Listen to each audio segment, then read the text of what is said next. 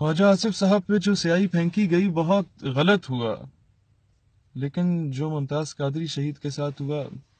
صحیح وہ بھی نہیں تھا۔ میں بول رہا ہوں کہ خواجہ صاحب ایسا نہیں ہونا چاہیے تھا، میں مذمت کرتا ہوں، لیکن کیا آپ بھی مذمت کریں گے جو 8 سال کے بچے کو جب فیض آباد پہ گولی لگی اور وہ پانی کے لیے ترس رہا تھا اور اسے ٹھڈے مارے جا رہے تھے؟ خواجہ صاحب میں مذمت کرتا ہوں، جو کچھ آپ کے ساتھ ہوا بالکل غلط ہوا، شدید مذمت کرتا ہوں۔ اب آپ بھی مذمت کریں نا، جو 8 جنازے میں نے فیض آباد میں اٹھائے، سیاہی گرنے پہ تو ہر شخص رو رہا ہے،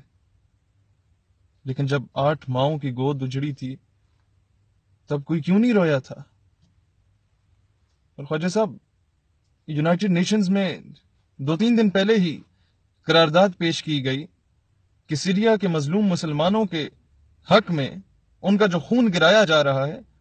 اس پر ایک کمیٹی بنائی جانی چاہیے، تو پاکستان نے اس کے بارے میں کوئی ووٹ نہیں دیا، اور آپ فورن سیکرٹری تھے، فورن منسٹر تھے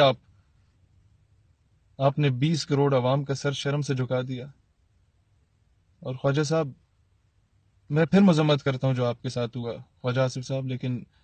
وہ جو ایک زخمی بزرگ کو ایمبولینس سے گھسیٹ کے نکالا گیا تھا باہر دوبارہ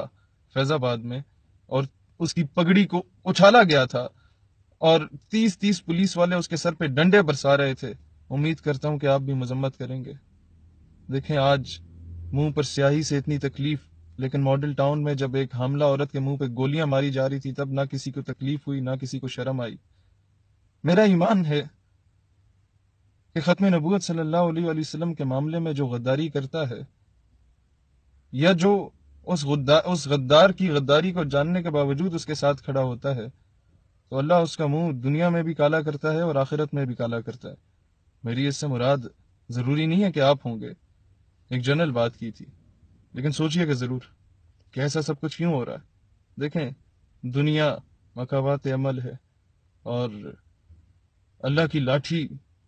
بے آواز ہوتی ہے، لیکن جب اللہ کی پکڑ میں آ جاتے ہیں نا تو ذلت و رسوائی انسان کا مقدر ہو جاتی ہے۔